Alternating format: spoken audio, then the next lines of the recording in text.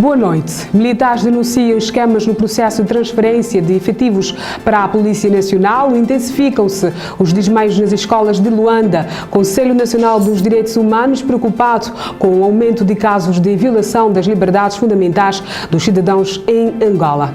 Está no ar o Raiar Notícias.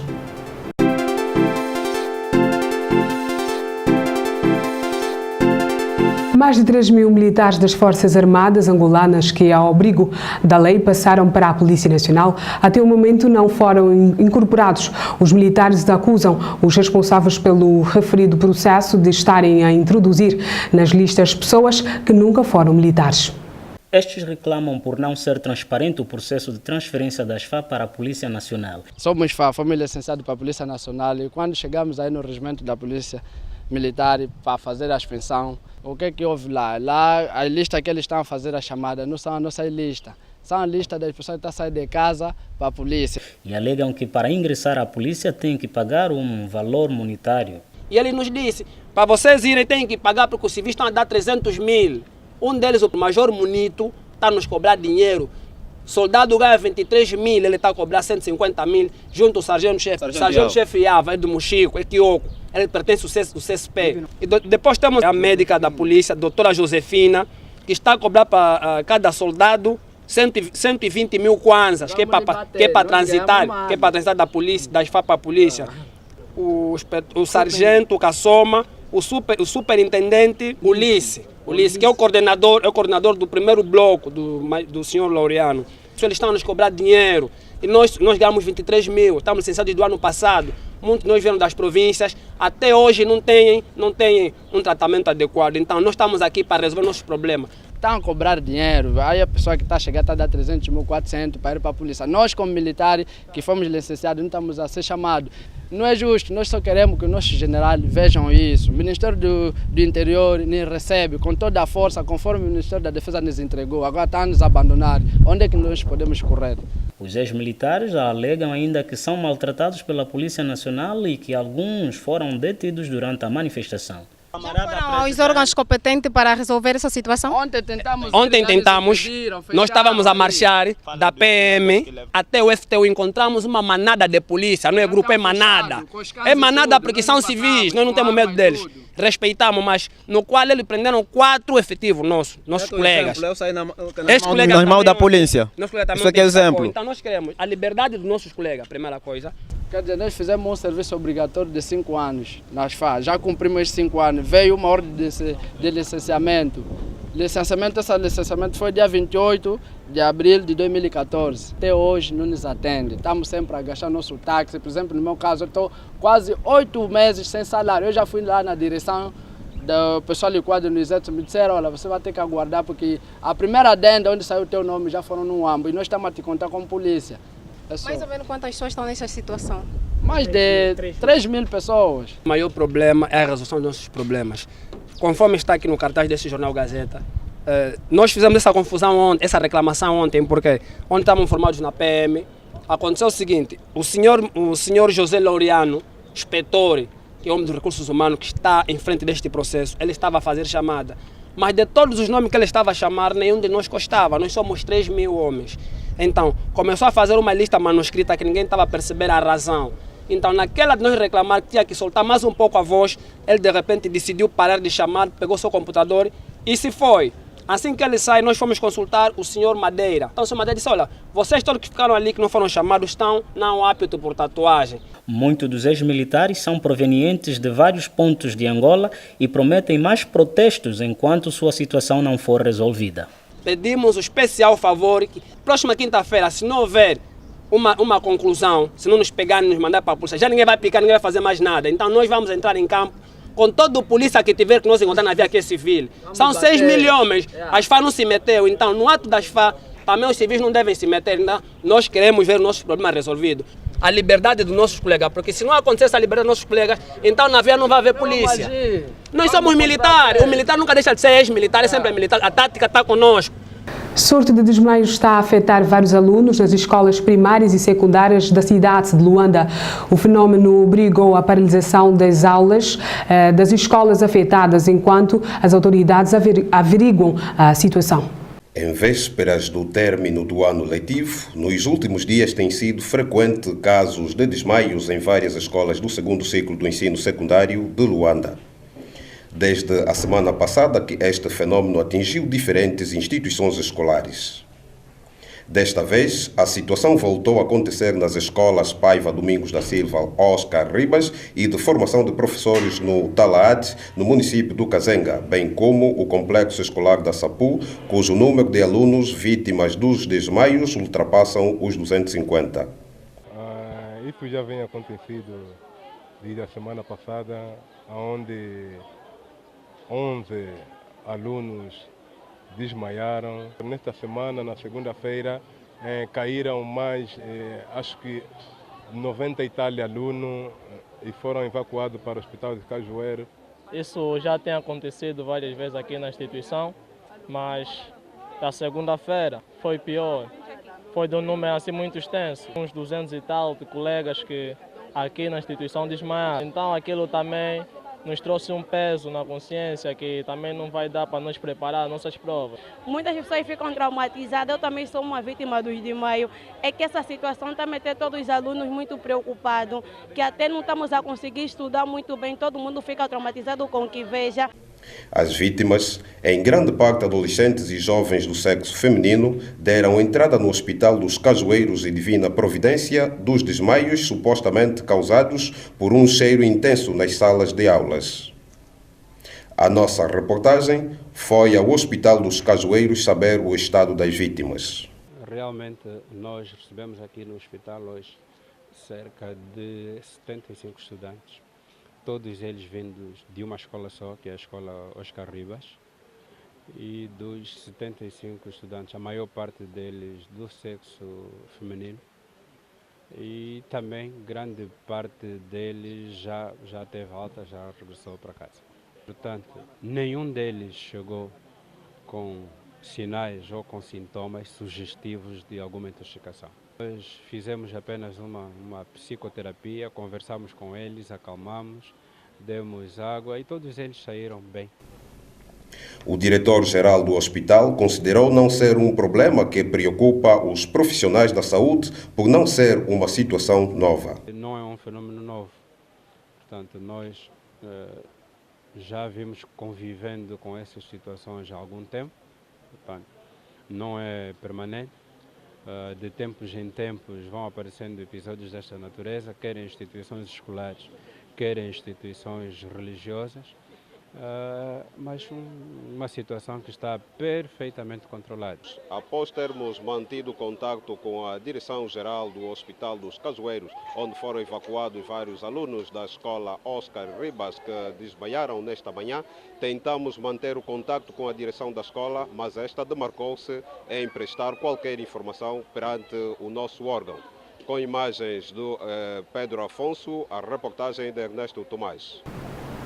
O Conselho Nacional dos Direitos Humanos, preocupados com o aumento de casos de violação das liberdades fundamentais dos cidadãos em Angola. Esta matéria você vai poder acompanhar depois do intervalo. Não saia daí, nós voltamos já.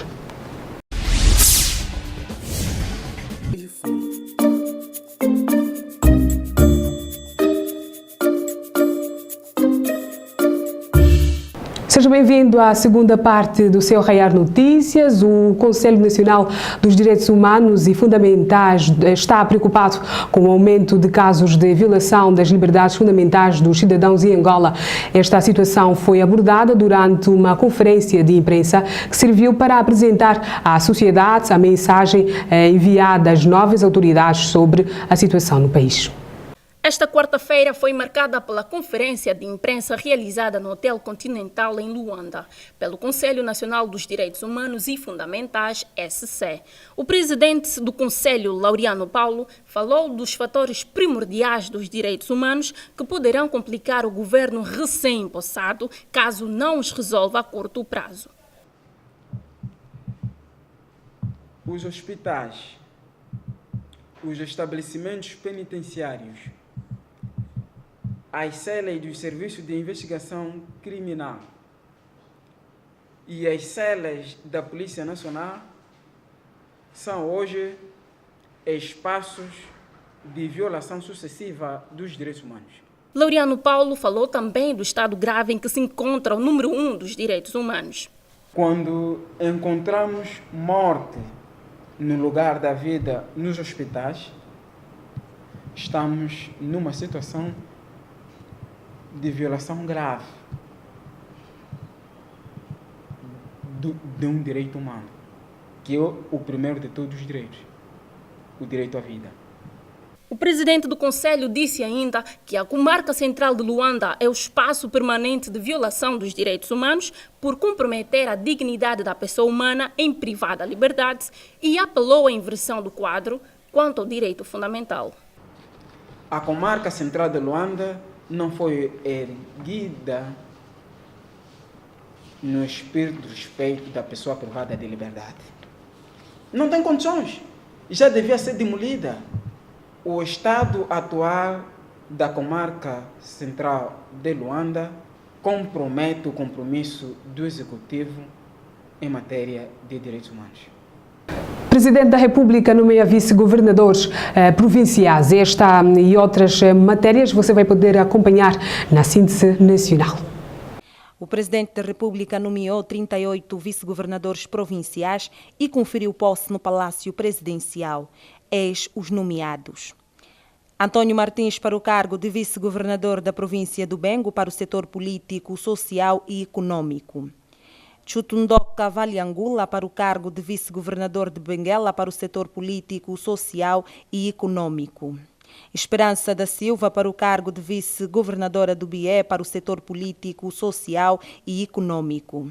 José Fernando Chatuvela para o cargo de vice-governador do Bié para serviços técnicos e infraestruturas. Alberto Pacanzuze Macosso para o cargo de vice-governador de Cabinda para o setor político e social. Macaio Romão Lembe, vice-governador de Cabinda para o setor econômico. Joaquim Dumba Maliche para o cargo de vice-governador de Cabinda para os serviços técnicos e infraestruturas.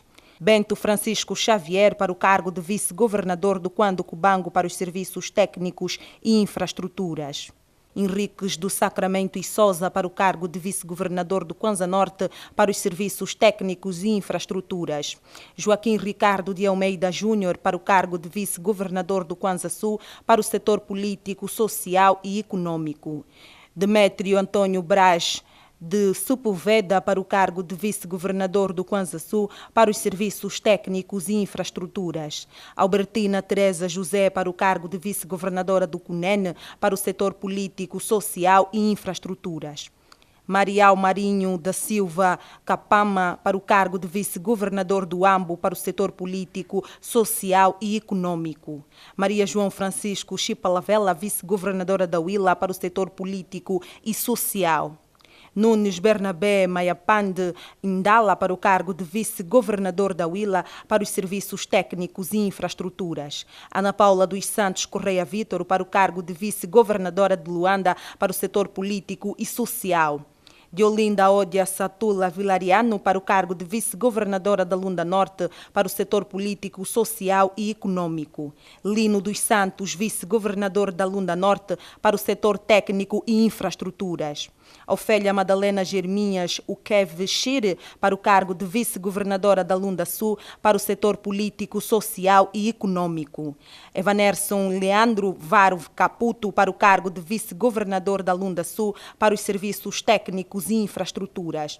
Domingos Manuel Eduardo, vice-governador de Malães para o setor político, social e econômico. Carlos Alberto Miseca para vice-governador do Mochico para o setor político, social e econômico. Josefa Tenindongo Antônio para o cargo de vice-governadora do Namibe para os serviços técnicos e infraestruturas. Catarina Pedro, vice-governadora do IS para o setor político, social e econômico. Antônio Félix Kialunguila para o cargo de vice-governador do Zaire para o setor político, social e econômico. O posto de saúde do Lar dos Idosos Elavó Colhomunho, na cidade do Cuito, província do Bié, está com falta de medicamentos desde abril deste ano, informou esta quinta-feira a Angope o diretor da instituição Caridade Massole. De acordo com o responsável das doenças que mais assolam os idosos, Constam reumatismo, doenças cardiovasculares, próstata, tensão arterial e outras. Caridade Massole, que reconheceu o problema conjuntural dos medicamentos nos hospitais do país, destacou a urgência de se reforçar o centro com fármacos específicos, de modo a salvaguardar a vida dos mais velhos. Fez saber que a unidade hospitalar funciona com 9 enfermeiros, um médico de clínica geral. Criada em agosto de 2012, a instituição tem capacidade para albergar 156 utentes. Atualmente vivem 42 idosos, dos quais 22 senhoras. A informação foi prestada pelo chefe de estatística da repartição municipal do Luacano, Guilherme Renda Salcunha, reiterando que no período de referência, 5.347 pessoas fizeram consultas no serviço de assistência externa do hospital. Foram diagnosticados ainda 683 casos de malária, 567 de cólicas abdominais, 476 de lombalgia, 445 de doenças diarreicas agudas, 387 de gastrite, 249 de hipertensão arterial, 63 de infecções de transmissão sexual. De acordo com dados do Centro Materno Infantil, afluíram as consultas 297 mulheres, tendo diagnosticado 35 das quais com gastrite, 32 com malária, 18 com hipertensão arterial, 17 com infecções transmissíveis sexualmente e 3 com doenças diarreicas e uma de respiratória aguda. No Quênia, as eleições foram adiadas em 4 municípios. Confrontos entre manifestantes e polícia resultaram em pelo menos 3 mortos e mais de 30 feridos. A afluência às mesas de voto foi inferior às das eleições de 8 de agosto. Para ver esta informação na síntese internacional. A cidade é o bastião do partido de Raila Odinga. O líder da oposição renovou já esta quarta-feira o apelo ao protesto e ao boicote por parte do seu eleitorado ao escrutínio. O pedido de análise do adiamento das eleições tinha sido apresentado por 3 cidadãos quenianos, entre eles um ativista dos direitos humanos, argumentando que não há garantias de que a votação será livre, justa e credível. O Supremo Tribunal da Justiça queniana, que devia analisar um pedido de adiamento das eleições, acabou por dizer que não havia quórum para fazê-lo. Um dos juízes do Supremo, David Maraga, pediu mais uma vez desculpa e disse que eles não formavam o quórum necessário nos termos do artigo 163/2 da Constituição. Este assunto não pode ser ouvido e é, portanto, adiado para uma data a definir, acrescentou. A decisão de repetir o escrutínio foi tomada pelo Supremo, alegando irregularidade e ilegalidade, entre elas cometida pela Comissão Eleitoral nas presidenciais de agosto. Raila Odinga queixa-se de que a reforma da comissão não foi feita e saiu da corrida. Já Uhuru Kenyatta, presidente em exercício, recusou-se a mudar a composição do organismo e prepara-se para a corrida presidencial que tinha já vencido com irregularidade em agosto. Nesta quinta-feira será votada na sessão plenária em Estrasburgo uma resolução que pede uma investigação independente, mesmo que haja poucos casos a serem claramente denunciados. Sofia In 't Veld, eurodeputada liberal holandesa, confirmou que já foi alvo de assédio. Não estou orgulhosa de dizer que reagi como a maioria das mulheres. Fiz cara dura, ignorei o que aconteceu como se não fosse importante, mas claro que é aborrecido, sentimos-nos humilhadas, é degradante. O jornal britânico The Times noticiou que mais de uma dúzia de assistentes foram abusadas por eurodeputados, sendo mencionado explicitamente o caso de um membro dos Verdes. Yannick Jadot, deputado ecologista francês, afirmou ter conhecimento de que um membro da família política dos Verdes assediou uma assistente. E para lidar com isso, convocámo-lo para uma reunião com os outros membros, para lhe dizer que tinha de parar com esse mau comportamento. Os outros eurodeputados, pelo contrário, não têm pudor em afirmar que sempre foi assim e que não é um problema. O independente polaco Janusz Korwin-Mikke disse que algumas mulheres gostam de ser molestadas, outras não. E os homens normais sabem quais são as mulheres que querem ser abordadas ou não. A resolução exorta a Comissão Europeia a propor medidas claras para combater o assédio sexual no local de trabalho, entre outras medidas para combater o fenômeno. Segundo a eurodeputada socialista espanhola Irache Garcia, cerca de 50% das mulheres europeias já foram vítimas de alguma forma de assédio sexual. Ivan Marques, líder da nova força política, fez o anúncio num tom de esperança, dizendo: temos agora nas nossas mãos os elementos que precisam ser erguidos dentro do sistema e das instituições, uma nova ordem social. A guerra, com todo o seu peso de dor, foi deixada para trás. Viramos essa triste página.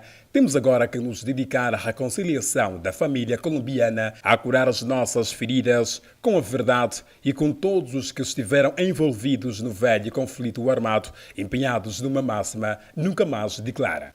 Os dirigentes declararam terem entregue toda a documentação necessária, incluindo o certificado do depósito de armas concluída a 15 de agosto.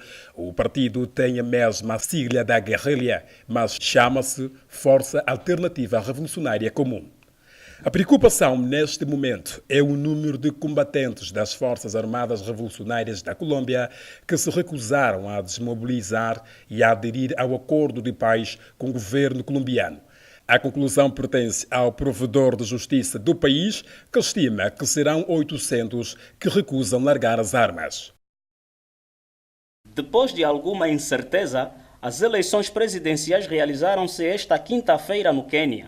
No entanto, e como prometido, a oposição não deu tréguas. Ao longo do dia, registraram-se incidentes em várias cidades do país, principalmente naquelas onde é grande o apoio a Raila Odinga, a maior ameaça à presidência de Uhuru Kenyatta. Esta foi a segunda eleição presidencial depois do ato eleitoral de 8 de agosto, que dava a vitória do presidente cessante, Uhuru Kenyatta, ter sido invalidado pelo Supremo Tribunal devido a irregularidades. O líder da oposição pediu reforma na comissão eleitoral, no entanto, estas foram negadas e Raila Odinga acabou por se afastar das eleições e pediu aos seus apoiantes que boicotassem o processo. Em Baía de Oma, Kisumu, Migori e Saia, cidades bastião da oposição, as eleições tiveram mesmo que ser adiadas para o próximo sábado, dia 28 de outubro. Segundo a comissão eleitoral, a segurança estava posta em causa. Nos municípios onde o presidente Uhuru Kenyatta tem apoio, as eleições decorreram normalmente. No entanto, quando a comparada com as eleições de agosto, houve uma menor influência às urnas. Ao longo desta quinta-feira, apesar dos episódios de violência em certos municípios, vários quenianos mostraram-se satisfeitos com a organização deste ato eleitoral. Petro de Luanda vence e espreita a final da Taça de Angola. Veja estas matérias no compacto desportivo que segue. Os tricolores tinham a obrigação de vencer para dar confiança aos seus adeptos. Aos 18 minutos de cabeça, Azulão abriu o ativo com um passe de Diógenes, batendo facilmente o guarda-redes de Adão da formação de Maquisarde. Após sofrer o golo, o Bravos do Marquise efetuou a primeira alteração na defesa, colocando Joe para o lugar de Miro. Zé Camaral, treinador Maquisarde, insatisfeito, voltou a alterar o seu xadrez ao apostar no ataque, tirando o Alexandre e colocar Scholle, mas em nada resultou, uma vez que o resultado não mais se alterou nos primeiros 45 minutos. Com baixa produtividade ao longo da primeira parte, o brasileiro Tony ficou nos balneários e viu seu lugar ocupado por Job. No primeiro quarto de hora da etapa complementar, Petro beneficiou de inúmeras oportunidades para ampliar o marcador, mas a falta de sintonia entre os seus avançados se fez sentir. Bem mais ousado e com futebol atrativo, a equipa do Mochico remeteu o adversário à defesa. Quando faltavam 2 minutos para o final do tempo regulamentar, Petro pressionou e fez o 2-0 contente de Job, depois de passar por alguma facilidade pela defesa Maquisarde. Na luta pelo título estão 1º de agosto com 3 pontos de vantagem e Petro de Luanda. No outro extremo da tabela lutam para evitar a descida a 4 equipas. Académica do Lubito, Asa, Progresso da Lunda Sul e JGM do Amo, 2 delas vão acompanhar a formação do Luís. O 1º de agosto conseguiu descolar-se do mais sério concorrente na jornada passada, tirando proveito da derrapagem dos tricolores na deslocação ao sempre difícil terreno dos diamantíferos. Apesar da desvantagem, o Petro acredita que ainda é possível chegar ao título, embora tenha de esperar por uma escorregadela dos militares nas próximas jornadas, dependendo por isso dos terceiros. Por seu turno, o treinador do 1º de agosto e seus pupilos só dependem deles para conseguirem a revalidação, pois precisam apenas de uma vitória para abrir o champanhe e fazerem a festa do título. A equipa está moralizada com os resultados positivos mais recentes, pelo que promete continuar a encarar os restantes jogos com autêntica finais. Com este cenário escaldante, antevê-se já no próximo domingo a provável consagração dos militares, que enfrentam um Asa Ocidente de Ponto como um faminto de pão e água, pelo que os militares não podem inspirar por facilidades. O jogo tem um cariz particular, pois os aviadores jogam o tudo ou nada nas 2 jornadas que restam para garantir a manutenção, ao passo que os militares precisam de ganhar para entrarem já campeões na derradeira jornada, frente ao Cabo Escuro. Do lado tricolor, a tarefa parece menos complicada, já que recebe um adversário que já tirou praticamente a toalha ao relevado, cumprindo apenas calendário. O Petro tem a obrigação de vencer este jogo e aguardar por um desaire dos militares e então levarem a disputa pelo título até a última jornada. Casilhas utilizou a rede social Twitter para quebrar o silêncio sobre o facto de ter sido relegado para o banco de suplentes. O guardião espanhol foi partilhando notícia das razões para aquela decisão, deixando a entender que nenhuma delas estava certa. Com quem é que vocês falam do Futebol Clube de Porto? Questionou, sobre uma publicação que referia ao fair play financeiro como grande motivo da exclusão, tendo em vista até uma saída em janeiro. Ironizou noutro tweet, mostrando-se irritado com as justificações monetárias. 4,76, 98, 6, 34, 74, são linha, comprovamos. Termina assim o seu Raiar Notícias, informados com verdade por uma Angola radiante. Nós voltamos amanhã no mesmo horário. Até lá, boa noite. Passe bem.